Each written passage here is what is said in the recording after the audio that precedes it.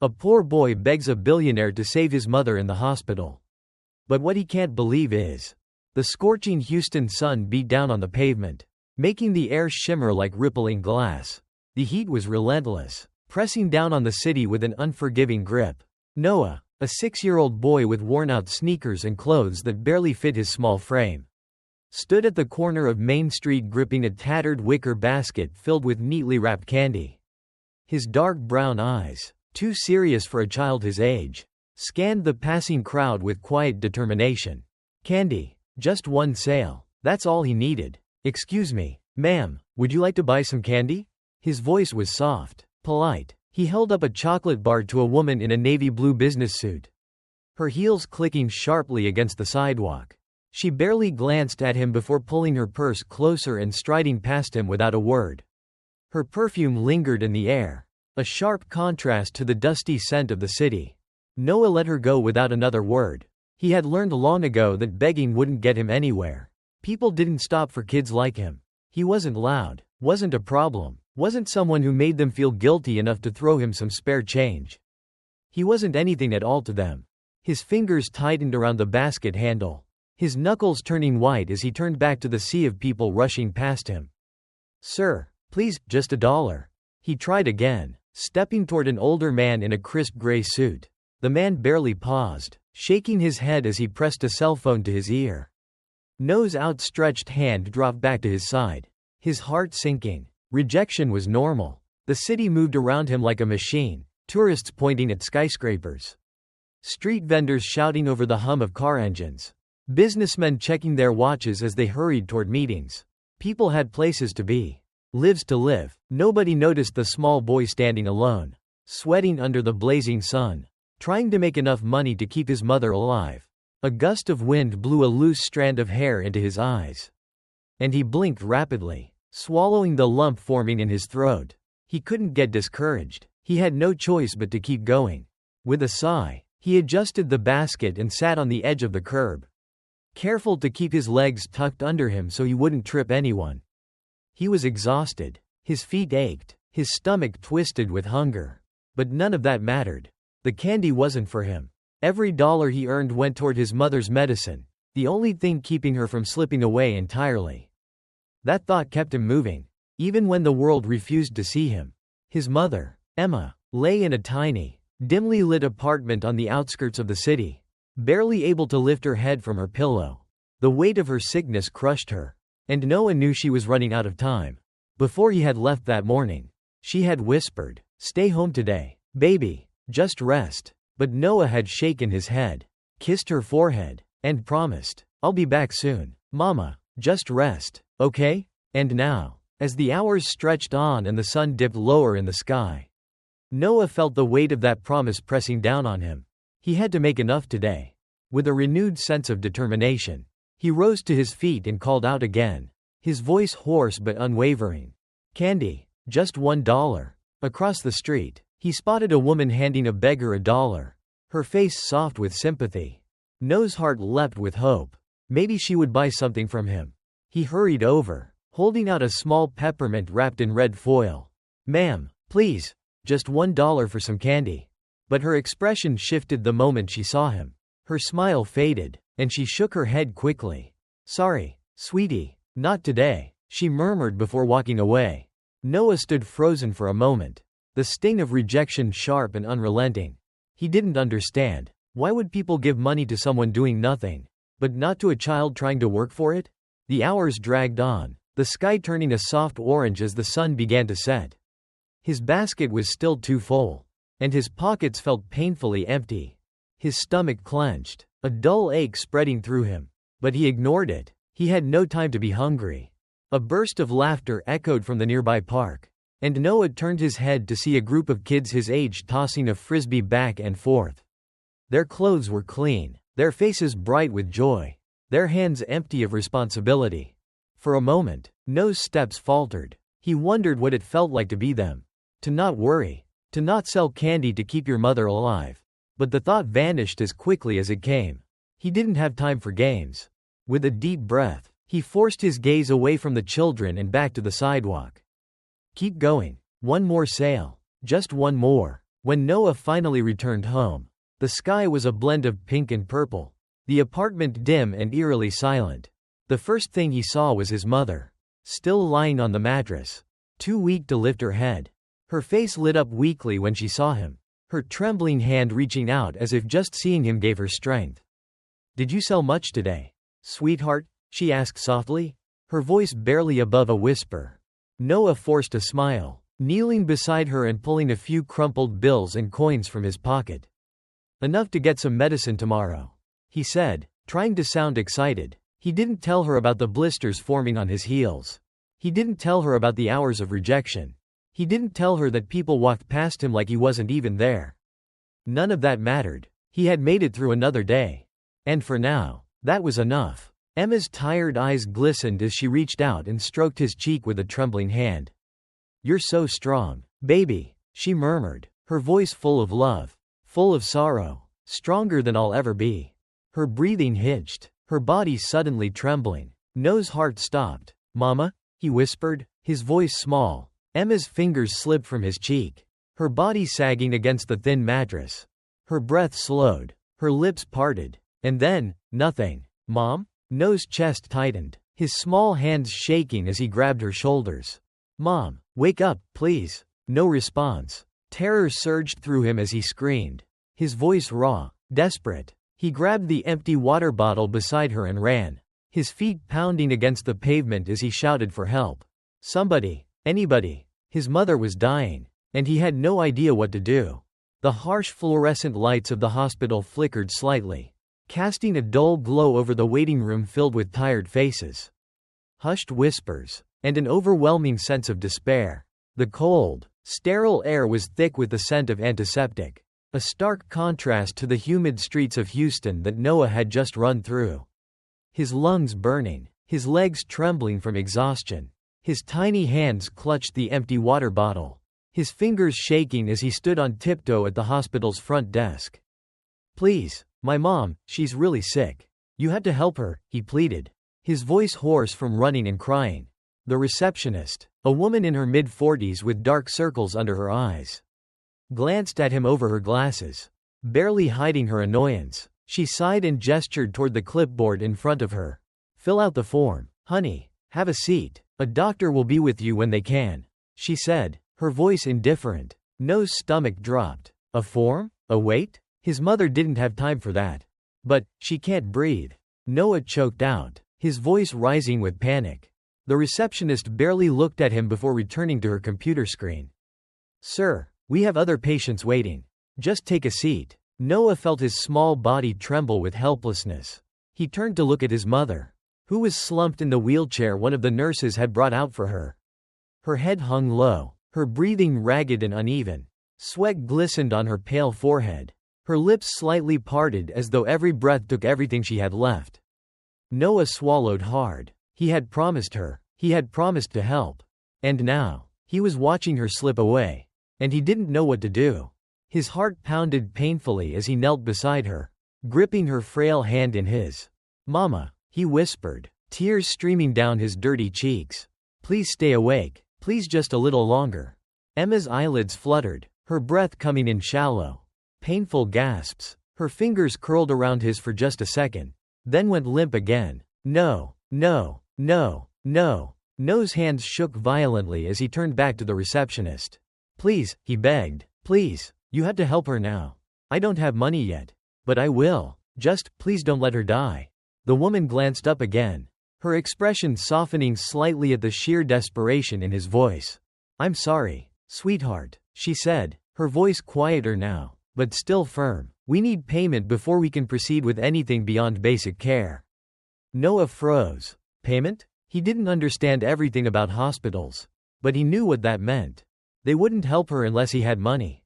Real money. Not the few crumpled bills in his pocket. Not the pennies he had from selling candy. His hands balled into fists. There had to be a way. His mind raced, his heart pounding so hard it felt like it might break. He thought of every candy bar he had sold, every rejection he had faced, every dollar he had scraped together to buy her medicine. It had never been enough. And now, when she needed help the most, it still wasn't enough. Tears blurred his vision as he looked around wildly. his breath coming in sharp, panicked gasps. And then, he saw him. A man in a sharp navy blue suit, stepping through the hospital's glass doors. Tall, confident, the kind of person people listen to. His shoes clicked sharply against the tiled floor as he pulled out his phone. His eyes locked on the screen. Noah didn't hesitate. He ran. His small frame collided against the man's side, causing him to stumble slightly. Startled, the man looked down at him, his brow furrowing in annoyance. "Hey, kid, watch it, please," Noah gasped. "Please, sir, you have to help me." Jonathan Lockwood, a name that carried weight in Houston's business world. A billionaire investor known for ruthless deals, closed-door meetings, and a cold detachment from anything outside his world of wealth. He didn't do charity. He didn't do emotions. But as he looked down at the boy clutching his sleeve, his face streaked with tears and desperation, something shifted. This wasn't the usual kind of plea he brushed off at fundraisers.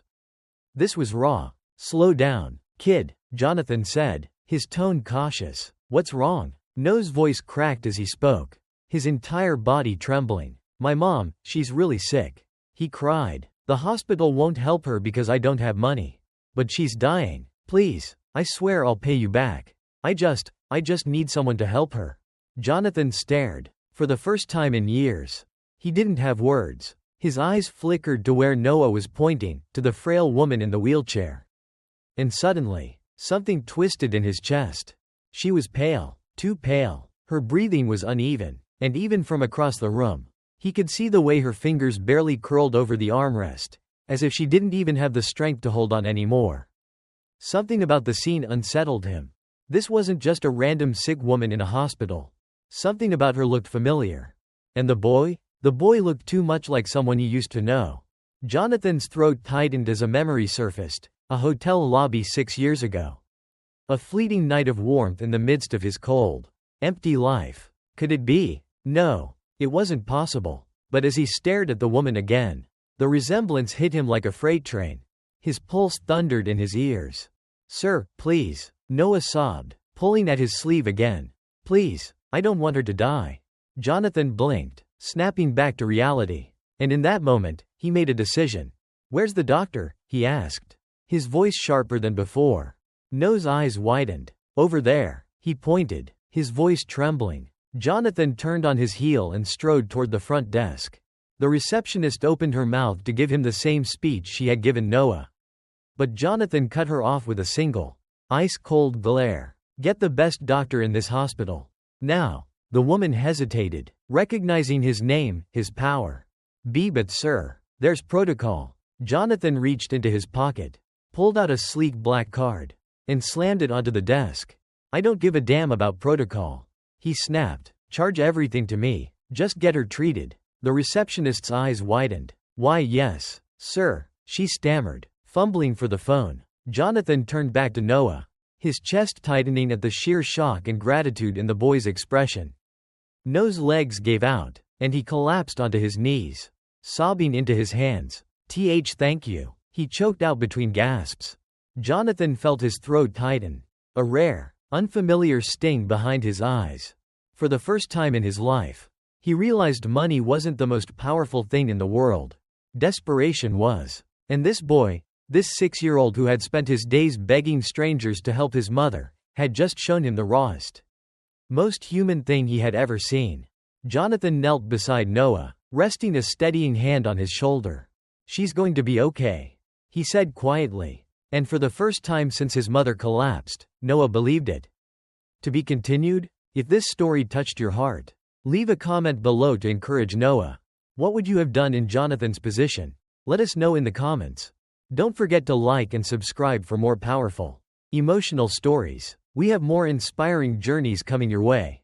The beeping of the hospital monitor was steady, rhythmic, but to Emma, it felt like a cruel reminder that time was slipping away. She lay in bed, her frail hands gripping the thin hospital blanket, her body weak, but her mind restless. She had spent 6 years fighting, pushing forward for Noah, refusing to let the weight of her illness crush them both. But tonight, as she watched her son sleeping in the chair beside her, his small fingers curled around the sleeve of her hospital gown, she knew she couldn't keep her secret any longer. She turned her head slowly, her gaze settling on Jonathan Lockwood, the man standing near the window, staring out into the city lights. His expensive suit, perfectly tailored and unwrinkled, made him look so out of place in this sterile, worn-down hospital room, and yet, he had been the one to save her, to save Noah. Jonathan had paid for her immediate treatment without hesitation, had argued with the doctors until they gave her the care she so desperately needed. He had even brought Noah food, sitting beside him in the waiting room when exhaustion overtook him. But Jonathan had no idea who he had just saved. He had no idea that Noah, the little boy who had clung to his leg and begged him for help, was more than just some stranger's child. Noah was his son, and she had never told him. Emma took a slow, shaky breath, her fingers curling tighter into the sheets. She had to say something. She owed him the truth. "Jonathan," she whispered, her voice barely audible. He turned immediately, his sharp blue eyes narrowing as he stepped closer. "You need something?" She swallowed hard, her mouth suddenly dry. How do you even begin to tell a man that he has a child he never knew existed?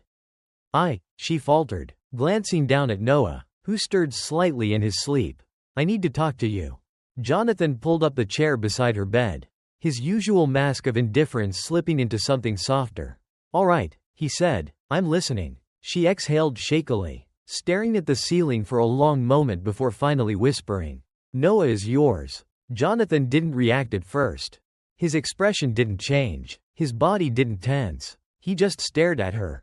And then, ever so slightly, his lips parted. "What?" Emma turned her head toward him, her eyes filling with tears. "Noah," she repeated, her voice breaking. "He's your son." Jonathan leaned back in his chair, his entire body stiffening. He shook his head slightly, as if trying to process something that couldn't possibly be true. "You're lying," he said, his voice quiet but firm. Emma flinched. She had expected anger, disbelief, even denial, but hearing the words come out of his mouth still stung.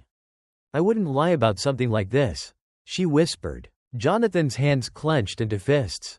"You never told me," he said, his tone sharper now. "I couldn't," she admitted, her voice trembling. "You left. You didn't even tell me your last name. I had no way to find you." Jonathan stood abruptly, pacing the small space of the hospital room. His breaths were heavy, uneven. He ran a hand through his hair, something Emma remembered him doing when he was overwhelmed. She had only seen him like this once before. 6 years ago, on a rainy night in Houston. She had been working the front desk at the downtown hotel, exhausted after a double shift. When he stumbled in, his tie was undone, his sleeves rolled up, his usually perfect composure cracked at the edges. "Rough night?" she had asked. Mostly out of politeness. Jonathan had laughed, a hollow, bitter sound. "You could say that," he had muttered. Something about him had drawn her in that night. The loneliness in his eyes, the exhaustion in his voice. He wasn't just another rich businessman drowning his problems in whiskey. He was broken, and so was she. They had spent the night together, tangled in whispered confessions and fleeting warmth. And by morning, he was gone. She had told herself it was just a moment, a single night that meant nothing. Until a few weeks later, when she realized she was pregnant. She had spent years wondering what would have happened if she had found him, if she had told him. But by the time she had worked up the courage, it was too late. Now, standing in front of her, Jonathan looked like he had been punched in the gut. He turned toward the window, his back to her, his shoulders rising and falling with every heavy breath. "I have a son," he muttered, as if saying it out loud would make it real. Emma closed her eyes, feeling fresh tears spill down her cheeks. "Yes," she whispered, "and he's the best thing that ever happened to me." Jonathan let out a quiet, shaky laugh, one that sounded nothing like amusement. His voice was tight with emotion when he finally spoke. "And I missed it all." Emma's heart clenched. She knew that guilt. She had lived with it every single day. Jonathan turned back to face her. And for the first time since she had met him, his icy mask had completely shattered. His eyes were filled with regret. "How did you do it?" he asked softly. "All this time, raising him alone?" Emma gave him a sad smile. "I just did, because I had to." Jonathan sat back down, his hands clasped together, his gaze flickering to the small boy sleeping beside her. "What does he know?" he asked. Emma hesitated. "He knows his father isn't around," she admitted, "but I never told him why." Jonathan exhaled slowly, his expression unreadable. What do I do now? He asked. Emma's breath caught. She had prepared herself for anger. She had prepared herself for blame. But she hadn't prepared for this. For a man who had spent his life avoiding connections, suddenly wanting to stay. She swallowed hard, her gaze drifting to Noah, who shifted in his sleep, a small frown on his face. Do what you think is right, she whispered. Jonathan's jaw tightened. He had spent years making cold, calculated choices. But this was different. This wasn't a business deal. This was his son. And for the first time in his life, he didn't know how to fix what had already been broken. If you were Jonathan, what would you do? Would you stay and try to be the father Noah never had? Or would you walk away, knowing you had already missed so much? The air in the hospital room felt thick, heavy with unspoken emotions. Jonathan Lockwood sat stiffly in the chair beside Emma's bed, his hands clasped tightly together, his knuckles white. Across from him, Noah slept, his small fingers curled around his mother's hand, his face peaceful despite the chaos unfolding around him. Jonathan couldn't stop staring at him. He had spent his entire life chasing success, fighting for the next deal, the next big investment, never once considering that there was something more out there. And yet, here he was, staring at the child he never knew existed, the boy who carried his blood, his name, his stubborn determination, and he had almost lost him before he even knew he had him. Jonathan exhaled sharply, raking a hand through his hair. His mind was racing, spiraling with guilt, regret, and something else, something deeper. He had never wanted children. But he wanted Noah. He just didn't know if he deserved him. Emma's weak voice broke the silence. Jonathan, she whispered, her face pale against the hospital pillow. What are you thinking? Jonathan let out a breath he didn't realize he had been holding. What was he thinking? That he had missed 6 years. That he had let this woman, this strong, fierce woman, carry a burden he should have shared. That he had failed his son before he even knew he had one. I don't know, he admitted, his voice raw. Emma studied him, her tired eyes filled with something he couldn't name.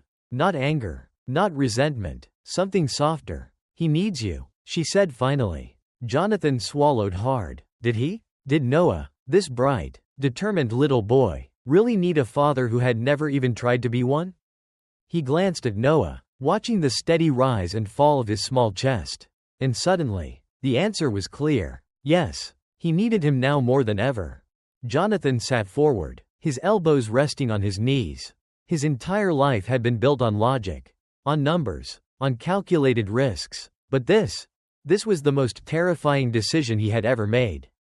And the most important. What do I do? He asked, his voice barely above a whisper. Emma's lips parted slightly, surprise flickering in her exhausted eyes. She had expected him to run, maybe even wanted him to.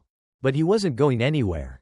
You don't have to have all the answers, she murmured. Just be here. Jonathan nodded, his jaw tight. I can do that. Emma's lips curved into a weak smile, relief washing over her features.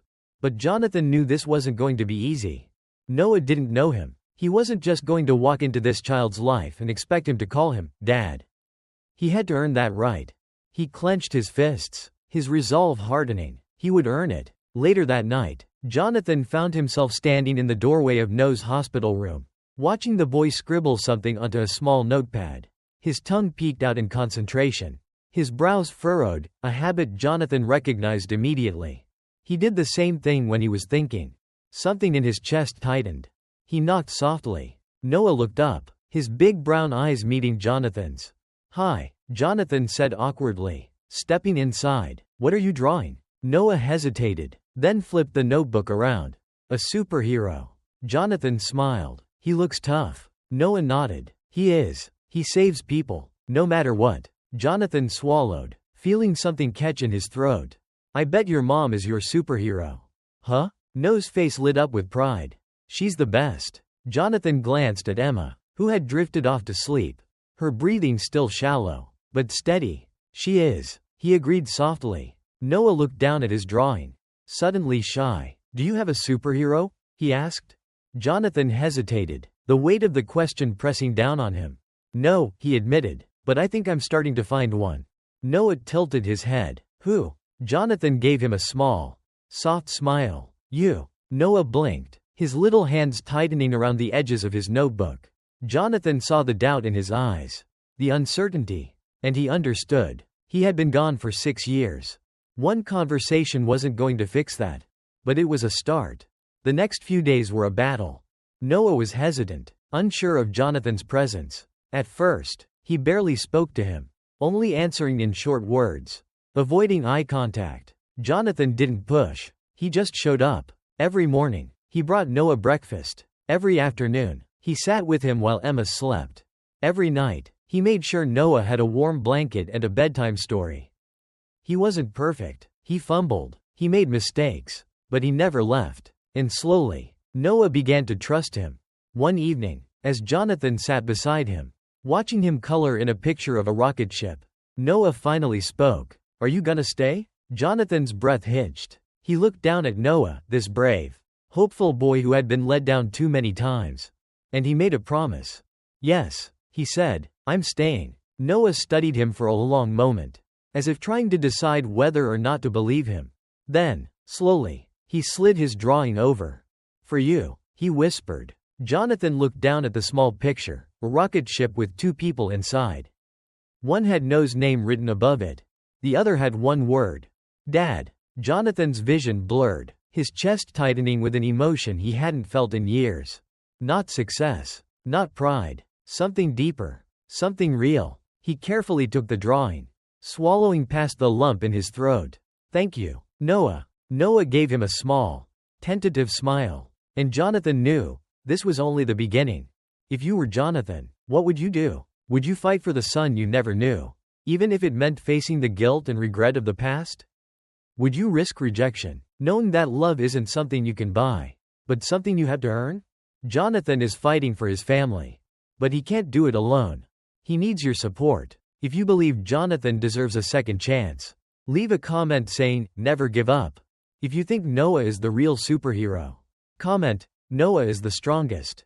This isn't just a story. It's a journey. And you are part of it. So don't miss the next chapter, because Jonathan's fight is far from over. Stay tuned. The hardest test of love is yet to come. The quiet hum of the hospital room was interrupted only by the faint beeping of the heart monitor beside Emma's bed. Jonathan sat beside her, his hands resting on the arms of the chair. His eyes locked onto the woman who had once been nothing more than a passing memory, but now, she was everything. Beside him, Noah was curled up in the chair, his small fingers wrapped around Jonathan's hand, his breathing slow and steady. He had fallen asleep hours ago. But Jonathan hadn't moved. He couldn't. Because right now, everything in his world was resting in this room. Emma's condition had taken a turn for the worse. The doctors had warned them that her recovery wouldn't be quick. But this felt like time slipping through his fingers. Jonathan was a man who had built an empire, who had pulled himself out of nothing with sheer force of will. He had conquered business, wealth, and power, but he couldn't fight this. He couldn't bargain with death. He couldn't write a check to make her better. He could only sit here, helpless, watching as the mother of his child fought a battle she might not win. And that terrified him. He had never been afraid of anything before. But this was fear. A quiet, consuming, bone-deep fear that wrapped around his chest and refused to let go. He looked at Noah, the child who had become his entire world in just a few short weeks. And he knew, right then and there, that he would never let this boy be alone. No matter what happened to Emma, he would fight for Noah. He would fight to be the man his son needed, to be the father he never had. But first, he had to make a promise. Jonathan took a shaky breath, his hand tightening around Emma's frail fingers. "If you need to rest," he whispered, his voice raw, "I understand. But if you can fight, if there's even a little strength left in you, please fight." He swallowed hard. "For him," he said, glancing at Noah. "For me." The words felt heavy, full of emotion he wasn't used to admitting. "I wasn't there when you needed me," he murmured. "I wasn't there for him." His eyes burned, but he didn't look away. "But I'm here now, and I promise you, Emma, no matter what happens, Noah will never be alone." He exhaled, his fingers brushing gently over hers. "I will protect him. I will love him. I will make sure he knows he's never, ever going to lose his family again." A tear slipped down his cheek. But he didn't care. For the first time in his life, He wasn't thinking about himself. He was thinking about Noah. And about the woman who had given him the greatest gift in the world. Emma didn't stir, didn't move, and Jonathan's heart clenched painfully. What if it was too late? The following morning, Jonathan woke to a small tug on his sleeve. He opened his eyes, blinking against the sunlight streaming in through the hospital window. Noah stood beside him, his eyes wide, his lip trembling. "Mr. Jonathan," he whispered, "Mommy isn't waking up." Jonathan's chest went cold. He turned to Emma, his breath catching. She was still, too still. His heart pounded as he pressed the call button beside her bed. A moment later, the door burst open, nurses rushing in, checking her vitals, calling for the doctor. Noah stood frozen, his little hands gripping the back of Jonathan's chair. His breathing came in short, panicked gasps. Jonathan didn't think. He just acted. He scooped Noah up into his arms, holding him tightly against his chest. "It's okay," he murmured, rocking him gently. "I've got you." Noah buried his face into Jonathan's shoulder. "What if she doesn't wake up?" he whimpered. Jonathan felt his throat tighten.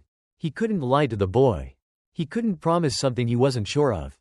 So instead, he promised what he could. "No matter what happens," he whispered, pressing a kiss to Noah's hair, "you will never be alone." Noah sniffled, his small fingers clinging to Jonathan's shirt. "Promise?" he whispered. Jonathan swallowed past the lump in his throat. "I promise," he said. And this time, he meant it with every piece of his heart. The night was long. Hours passed in slow, agonizing silence. Jonathan didn't leave Noah's side, holding him close as the boy drifted in and out of sleep. And then, a soft sound. A whisper of breath. Jonathan's head snapped up. Emma's fingers twitched. Her eyelids fluttered. "Noah," she murmured, her voice barely audible. Noah stirred, his eyes opening in groggy confusion. Jonathan nudged him gently. "Noah," he whispered. "Look." Noah turned, and his entire world stopped. "Mom?" Emma's lips curved into a weak smile.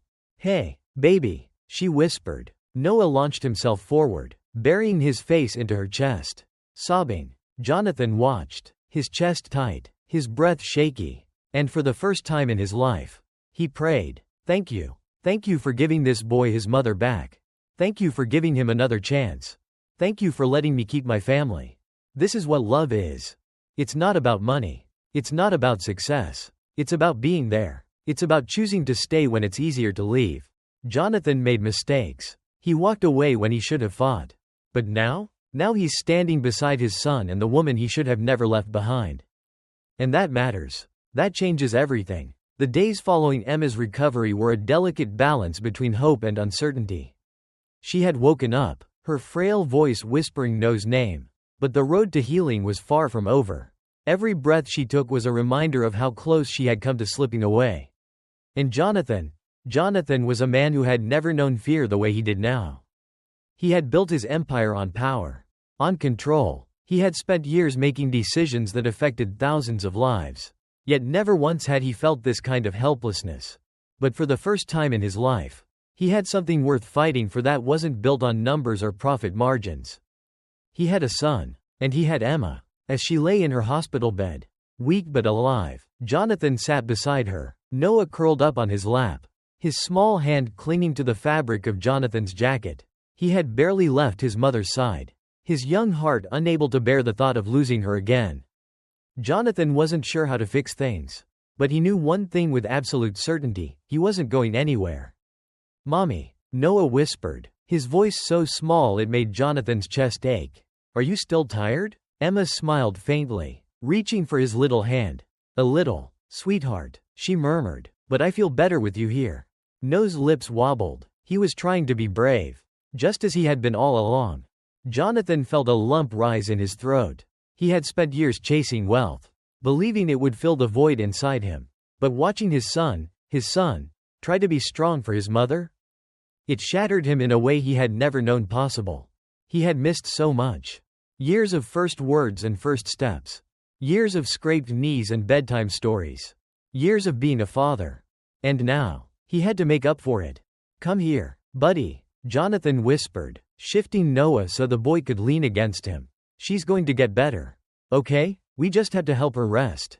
Noah nodded, but his little hands stayed curled into fists, as if holding onto his mother with sheer will alone. Emma's eyes met Jonathan's, and for a moment, there were no words, just the weight of everything left unsaid. Later that evening, after Noah had fallen asleep in the chair beside his mother's bed, Jonathan stepped out into the hospital hallway, his head heavy with thoughts he couldn't quite put into words.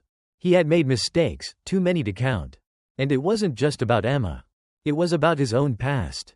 About the father who had never been there. About the childhood spent waiting for a man who never came home.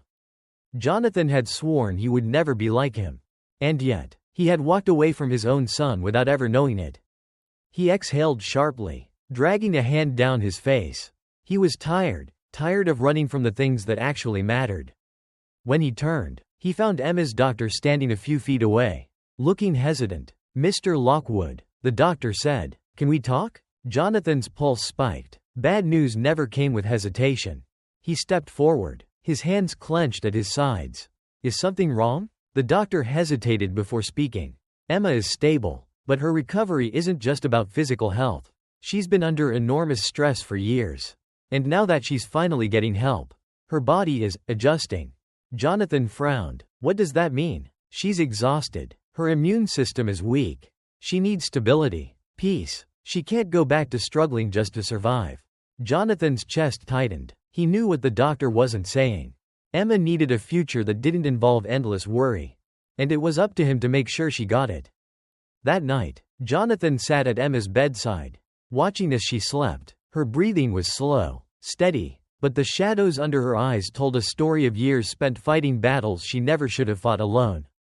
And all at once, he hated himself for never looking back, for never wondering if there had been something, or someone, he had left behind, for not being there when she had needed him the most.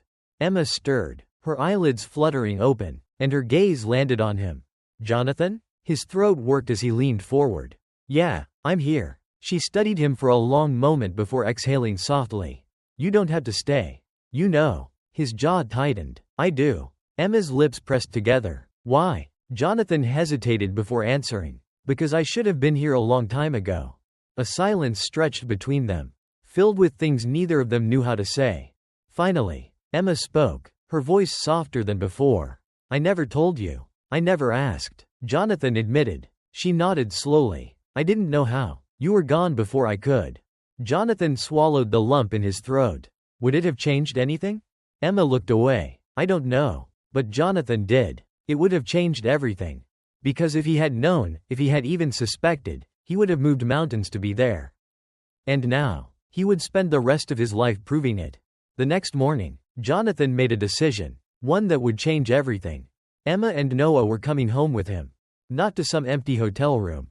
Not to another hospital stay that felt like borrowed time. Home. He would give them what they deserved, a life without fear. Without hunger. Without uncertainty. And more than that, he would give Noah the father he had always needed. Emma was hesitant. "Jonathan, are you sure?" He reached for her hand. His voice steady. "I've never been more sure of anything in my life." She searched his face, as if looking for cracks in his resolve. But there were none. Because this wasn't a decision made out of guilt. It was a decision made out of love. Noah, who had been quietly listening from the doorway, suddenly rushed forward, throwing his arms around Jonathan. "Really?" he whispered, his voice trembling. "We're staying with you?" Jonathan wrapped his arms around the boy, holding him tightly. "Yeah, buddy," he murmured. "You're staying with me." Noah sniffled, pressing his face into Jonathan's chest. And for the first time, Jonathan felt something inside him heal. Something that had been broken for far too long. The air in the hospital room was thick with the weight of unspoken words. The rhythmic beeping of the heart monitor. The hushed voices of nurses outside. The dim glow of the bedside lamp, it all felt surreal. Jonathan sat in a stiff chair, hands clasped tightly, eyes locked on the fragile woman in front of him. Emma, the woman he had left behind. The mother of his child. His son. Jonathan had always believed that his past was buried, forgotten, erased by success and wealth. But now, it stared him in the face. Noah, the boy who had tugged at his heart from the very first moment, was his. And Emma, she had never told him. Her voice was barely above a whisper. "I didn't know how to find you." Jonathan's throat tightened. Would it have changed anything? Emma hesitated, and the pause cut him like a blade. I don't know, she admitted, looking away. But Jonathan knew. It would have changed everything. He thought about the years he had spent chasing wealth, believing it would fill the emptiness inside him. The long nights in boardrooms, the lavish parties, the penthouses with views stretching beyond the skyline.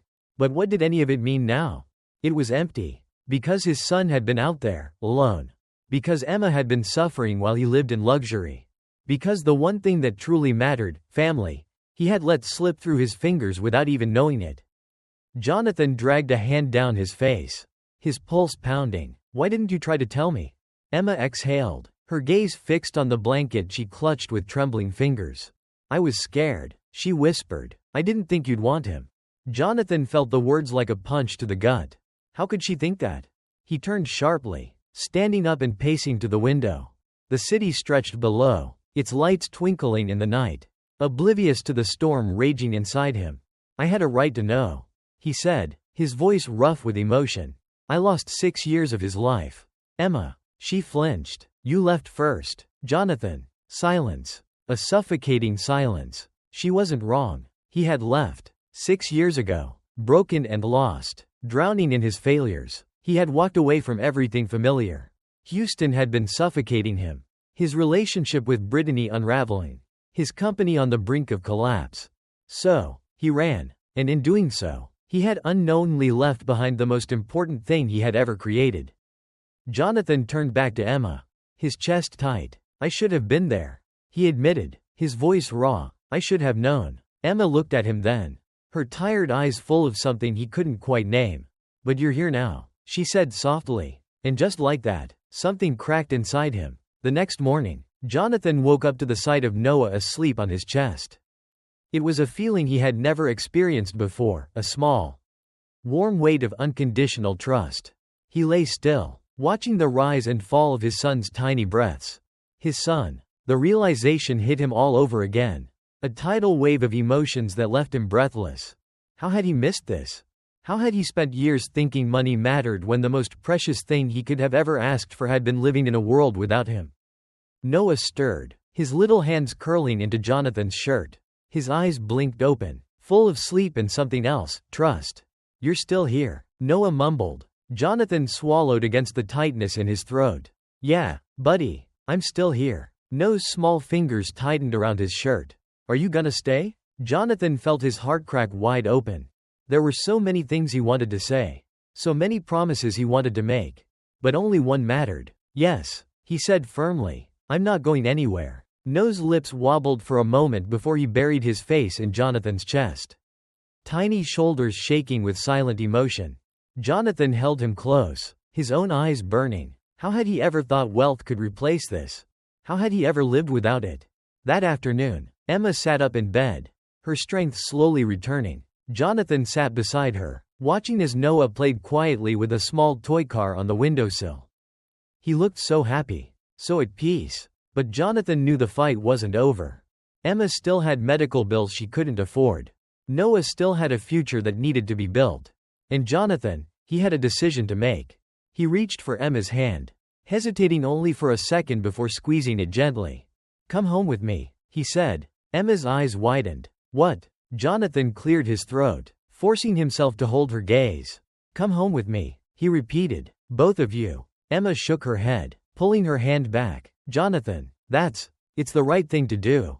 He interrupted. Is it? Emma's voice wavered. Or is it just guilt? Jonathan's jaw tightened. Maybe it started that way, he admitted, but it's more than that now. He looked at Noah, who was now watching them with wide, hopeful eyes. I want to be his father. Emma, Jonathan said, his voice thick with emotion. I want to be there for him. For you. Emma's breath hitched. Jonathan leaned forward, his hands clasped together. Let me fix this. Let me give us, a real chance. Emma searched his face, her own filled with uncertainty. And then, Noah climbed onto the bed, looking up at his mother with the purest expression of hope. Can we, Mommy? He whispered. Can we go with him? Emma's lips trembled. Jonathan knew in that moment that she couldn't say no. Not to Noah. Not when her son finally had a father who wasn't going to walk away. 2 weeks later, Emma and Noah moved into Jonathan's home. It wasn't just about giving them a place to stay. It was about building a life. A real one. For the first time, Jonathan felt something he had never truly experienced before. Belonging. Every morning, he woke up to Noah's laughter. Every night, he tucked his son into bed. And Emma, she was beginning to trust him again. It wasn't perfect, but it was the start of something real. And Jonathan wouldn't trade it for anything in the world. The night was heavy with silence. The kind that carried 1,000 unspoken fears. Jonathan sat at the edge of his bed, elbows resting on his knees, his hands clasped tightly together. The past few months had changed everything, his priorities, his heart, his understanding of what truly mattered. Noah, Emma, his family. But now, it was all at risk. The hospital bills had drained Emma's small savings. She had fought for so long, pushing through pain, exhaustion, and the weight of survival. But the doctors had warned them, her condition was worsening. Without the right treatment, she wouldn't have much time left. Jonathan had money. A lot of money. But it wasn't that simple. Brittany had ensured that his assets were tangled up in a legal nightmare. After exposing her corruption, she had retaliated, freezing some of his accounts through underhanded lawsuits and using her family's influence to cripple him financially. He still had resources, still had wealth, but it wasn't easily accessible. Not fast enough. And Emma? She didn't have time to wait. Jonathan stood up abruptly, pacing to the window. The city lights flickered like distant stars. But for the first time, they felt cold. He wasn't the man he used to be, the selfish businessman who measured life in profits and success. But now, he had to make a choice. A choice that would cost him everything. The next morning, Jonathan made a call. Not to a lawyer, not to a doctor, but to the one person he swore he would never turn to again. His father. Richard Lockwood was a name that commanded power. A man whose influence stretched beyond business, beyond wealth. A man Jonathan had spent his whole life trying not to become. Jonathan had walked away from him years ago, refusing to follow in his ruthless footsteps. But now, he had no choice. The phone rang twice before a deep, controlled voice answered. Jonathan. Jonathan swallowed the bitterness rising in his throat. I need help. A pause. Then a quiet, almost amused response. I figured this day would come. Jonathan gritted his teeth. It's not about me. Oh? Richard Lockwood's voice was smooth, calculating. Then who is it about? Jonathan exhaled sharply. Emma, my son's mother. Another pause. Then, I see. Jonathan could almost picture the smirk on his father's face, the satisfaction of knowing his son had finally come crawling back. She's sick, Jonathan continued, his voice tight. She needs treatment immediately. I don't have access to my money and time. But you do. Silence. Jonathan's pulse pounded in his ears. Then Richard chuckled softly. So, you need me. Jonathan hated this. Hated the feeling of being under his father's thumb. But Emma needed him more. I need the money. Yes, he admitted. Richard let out a low hum of satisfaction. And what do I get in return? Jonathan's hands balled into fists. Name your price. There was a pause. Then, in a voice as cold as steel, Richard said, come back to the company.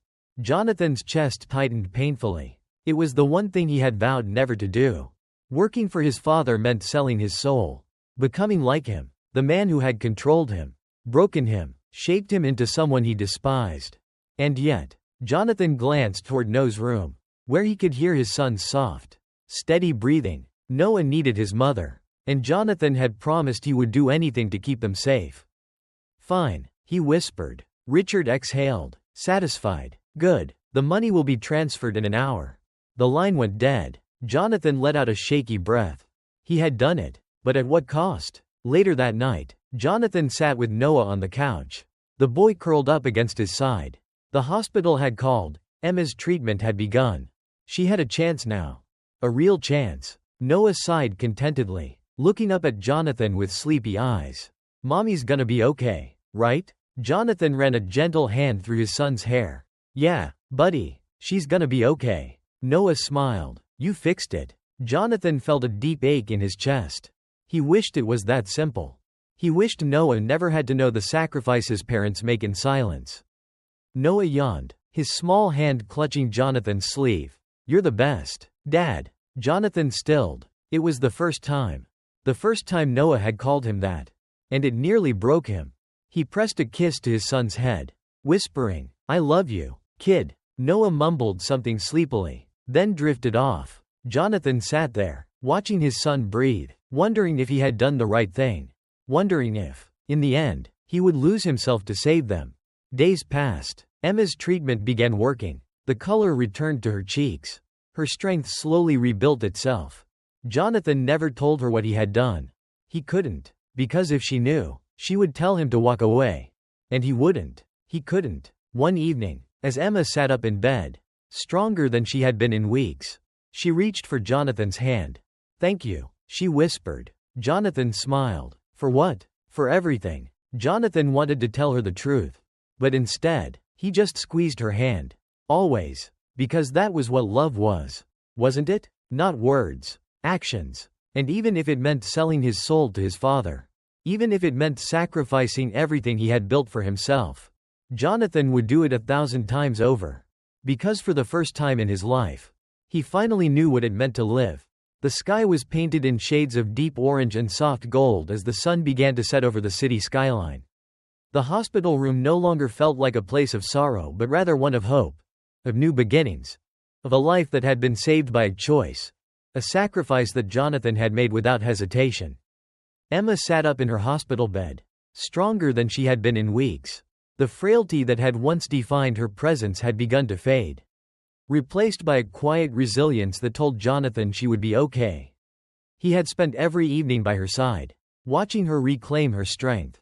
Watching Noah's eyes light up with joy as his mother fought her way back to life. Jonathan had never considered himself a selfless man before. He had been a businessman first, a human being second, but Emma and Noah had changed that.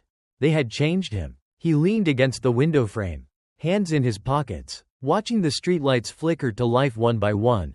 The city was still the same, still moving at its usual relentless pace.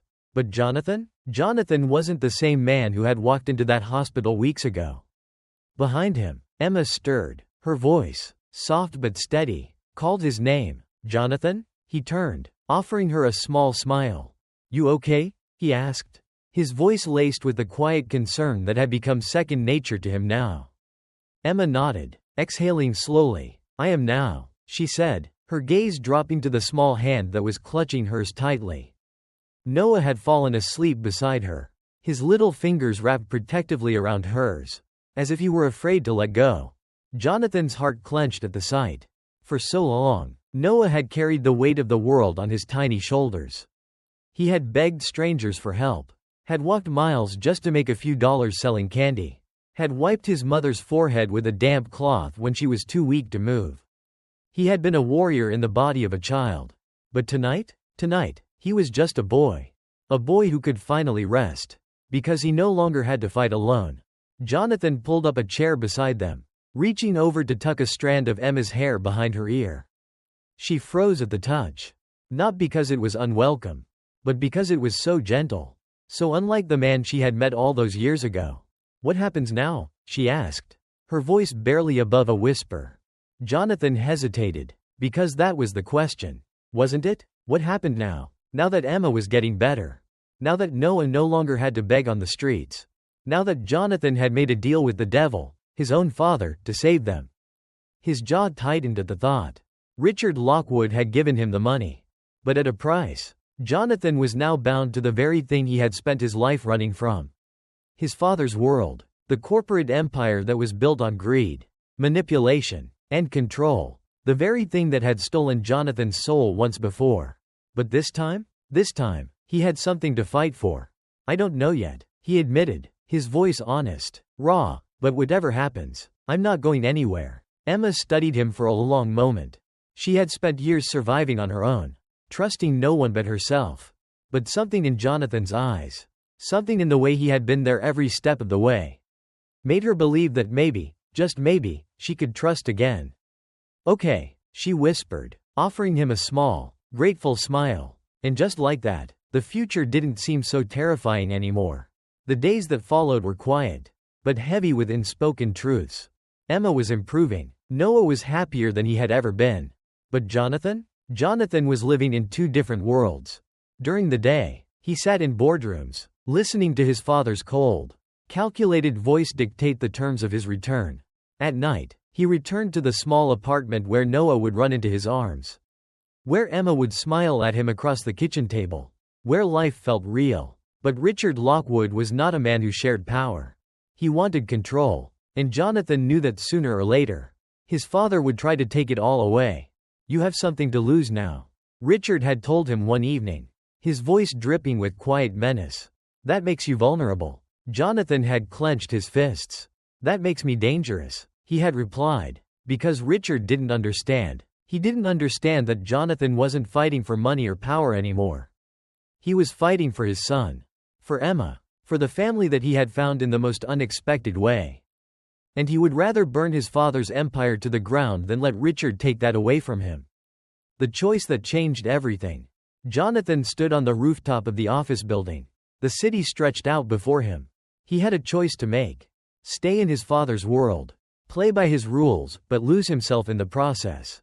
Or walk away, start over, risk everything, but finally be free. His phone buzzed. A message from Emma. "Noah wants to show you something.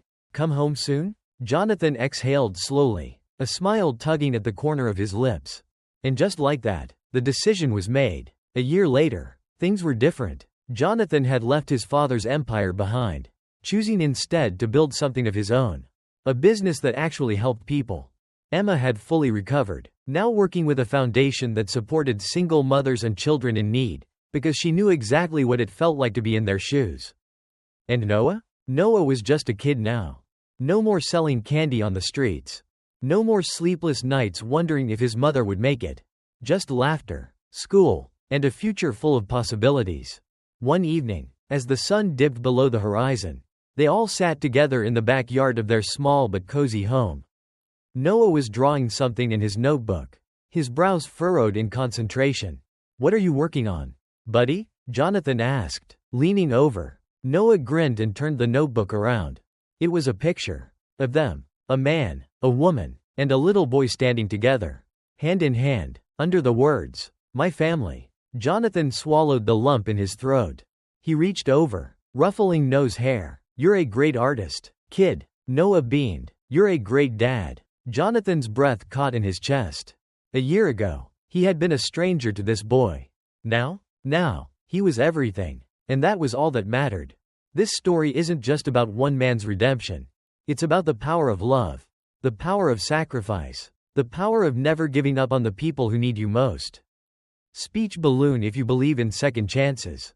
Comment, "Family is everything," below. If you believe Jonathan made the right choice. Comment, "He chose love over power." And if this story moved you, don't forget to like and subscribe. Because at the end of the day, it's not about money. It's not about power. It's about who you choose to fight for. Subscribe now. More stories of hope, love, and redemption are coming your way.